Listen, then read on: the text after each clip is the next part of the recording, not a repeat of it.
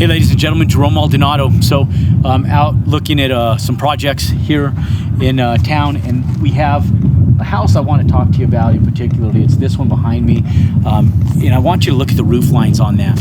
I'm going to give you guys 3 tips today on how to sell houses in your current market. So I've been building since the late 1990s, and things have evolved since the late 1990s. So much so that the way we build our houses today are substantially different than we did in 1999 and in 2000, 2001. Back in those days, we were building a beautiful home. Everything was just solid flat roof, more Pueblo style, because we're in the Southwest. That's what trends, and that's what kind of holds strong in our area. You could still build those exact houses today, and they'll sell. They're semi-desirable because they're kind of hit the market niche that we build in. You can go into California, where we're building down in the desert, and when we build out there, we could build out the Mediterranean, Tuscan style, Spanish themed homes that California in the Calabasas area and up in the Costa Mesa areas, and all those areas has trended hard and aggressively for decades, right? Since the 70s. Spanish tile, Spanish themes, all of that has trended. You go to Disney parks and you go into Disneyland, and you even see it in the theme of how they built out Disneyland. A lot of Spanish style, Spanish themes, because that's what trended there, right? So you could still build that today, and that stuff still sells. Here's the difference. Do you want to compete with the masses? Or do you want to stay up with what's current to sell to that niche market of what's trending? So, because everybody wants the latest and greatest, right? Everybody's competing with the Joneses. Everybody wants what the Joneses next door has. And so it doesn't matter what you want. All that really matters is what the end consumer wants, okay? So look, the reason I'm pointing out that in particular house right there is because of the roof lines on that house. That's what you call a mid-century modern style home. Same footprint of the house that you were building back in the 90s, early 2000s, the same stuff that all the big builders were selling back then. The only difference is the way you trim them out and the elevation. Now, people are sitting back, you're going, what's the elevation? The elevation is the exterior elevation of what the house looks like in the outside of that house.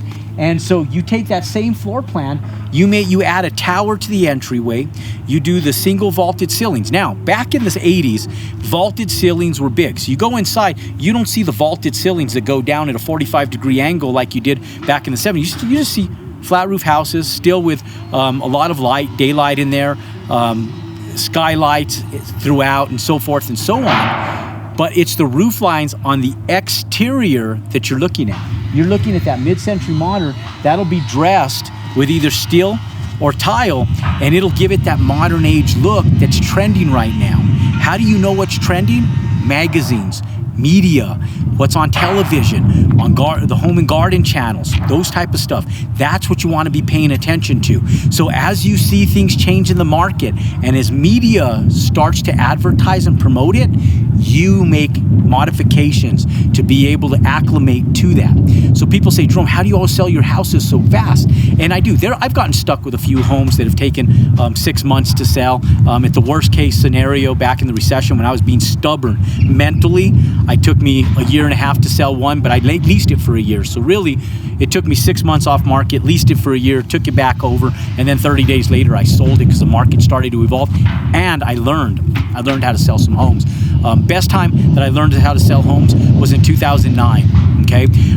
You could build anything. You could build garbage in 2004, 5, 6, 7 and sell it because the market just needed inventory. You could build garbage right now. So if you're watching this, you could build garbage right now and you can sell it. Here's the difference, Jerome. People ask me, Jerome, how do you know you're going to be able to sell the houses you build? What if we're in a bubble, right? Sit back. What if we're in a bubble? What if we are in a bubble? What if it's going to pop? We're in a bubble. Guys, ladies and gentlemen, shit's expensive right now. It's a lot of money. Everything's going up in price. Something has to balance at some point in time. Here's the things we have going for us, though. We have a mass inventory shortage, ladies and gentlemen. Money is almost free. It's cheap. Debt is cheap right now, okay? So as long as debt is cheap and there's a housing crisis, that there's not enough rooftops, things are going to continue perlaying forward, okay? But when things change that are out of our control, like the pandemic for sake of example, like the Lehman Brothers collapse in 2007, 2008, ladies and gentlemen, there are factors outside of our control, and things will modify that market. Here's the difference between the winners and the losers. The winners and the losers. Those who are building garbage will sit on their inventory.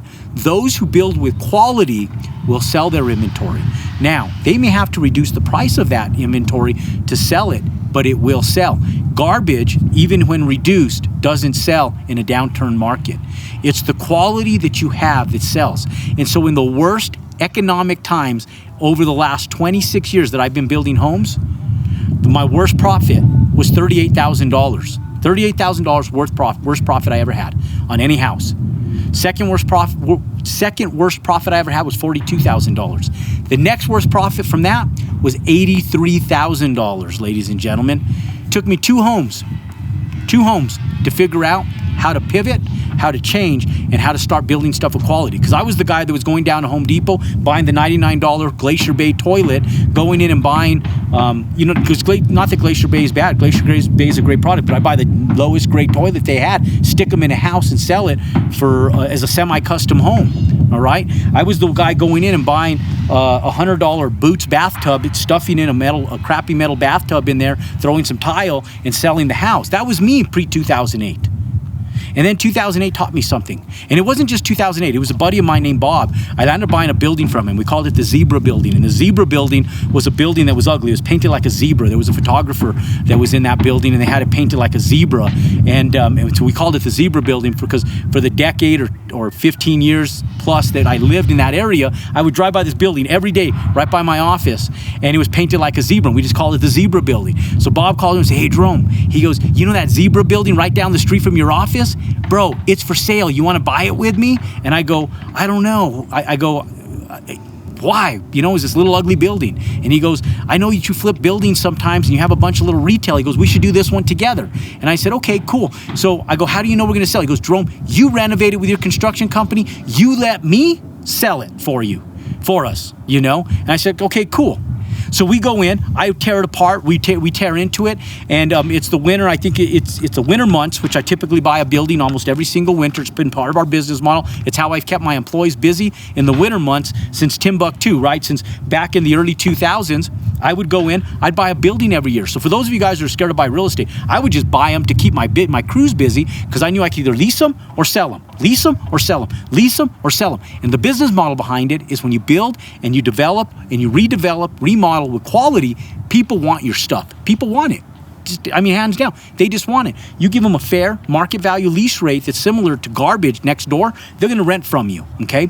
So Bob comes in, we renovate this building, okay? Midway through the building, we're getting down to like floors, roof, stuff like this. So the roof's getting redone. He goes, "Jerome, insulate the roof." And I said, "Why, Bob? This is an old ass building. Why would we rent? Why would we insulate the roof? It's going to add another $1,500 to our bottom line, you know, or $2,000, whatever it was." And he goes, "Jerome, I promise you, insulate the roof." So we insulate the roof. I say, "Okay, Bob, I want to insulate the roof."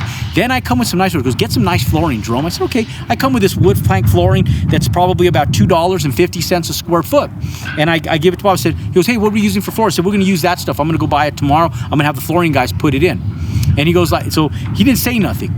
He must have went down to the flooring company that night. The next morning, he comes up and he goes, "Hey, Jerome, I left some flooring in the building. I think we should buy that stuff better than the stuff you bought last night. I just think it's going to be a better fit for our building." And so I go and I go down to the building. I say, "No problem, Bob." I go and look at the flooring. It's this big, thick wood flooring you put in custom homes. And I look at it and I turn it over. I look at the price. I'm like, man, this stuff's like almost $5.50 a square foot. We're in a downturn economy. I'm like, I called Bob. I said, "Bob, this shit's expensive." And he goes, "Jerome, I promise, put it in. I can sell that building. We'll make a profit. I promise." And I said, "Bob," I go, "I just think we should put that other stuff in." He goes, "Jerome, I'm telling you, put it in." So, okay, I buy the floors, I put it in spite of my better judgment, and I put in the quality floors in that building. And so this goes on. This takes place through the whole entire renovation. Quality, quality, quality. And Bob's just preaching quality, quality, quality. And all I'm thinking is, holy shit, we're so far in this building. Who in their right mind is going to pay this price for this old little building that we renovated? Like, who's going to pay this price? We're not even going to get our money back out. So I finished the building. I hand it over to Bob. Bob goes, "I already have 3 people interested in it." 30 days later, the building is gone. You know, it was a little building. The building was like 2,some hundred square feet. We walk away with $50,000 profit each, and it took me like 60 days to renovate the building in the winter months, afforded my staff, my payroll and everything. I still had work going on, a little bit of work going on, other projects, and it just buttered the cake with an extra $50,000 for each of us. I sat back and said, damn, Bob. I was like, I would have never thought that I could sell it. And he goes, Jerome, when I can go in and tell somebody, this building has everything. You have to do nothing to it, nothing.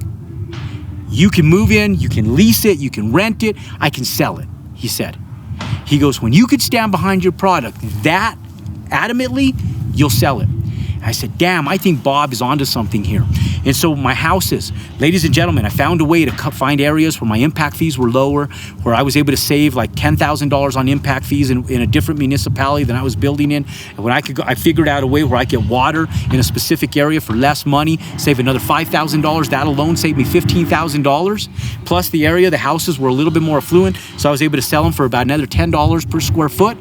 And then I went in, I saved where I could save, but then I put the quality in. I didn't take that $15,000 and say, all right, let's pad Jerome's pockets. Let's make an extra $15,000 on garbage. I said, you know what? Let's build with quality. And I took that extra $15,000 and I put it into better cabinets. I put it into better flooring. I put it into better doors, better tile, better trim out on the projects. And ladies and gentlemen, we built and sold for less, and we put more quality into our builds. We took a smaller profit, but we continued to profit. Did you hear my profit, my worst profit after the two that I learned from? It was never less than $82,000. Ladies and gentlemen, I continued making six figures on my build or just thereof, even during the worst economic times in history. So if you think we're in a bubble, you want to know why I'm talking about the roof line on that house right now? Because if you follow market trends and you build with quality, ladies and gentlemen, you will profit no matter what the market turns to. And that's how you compound your success.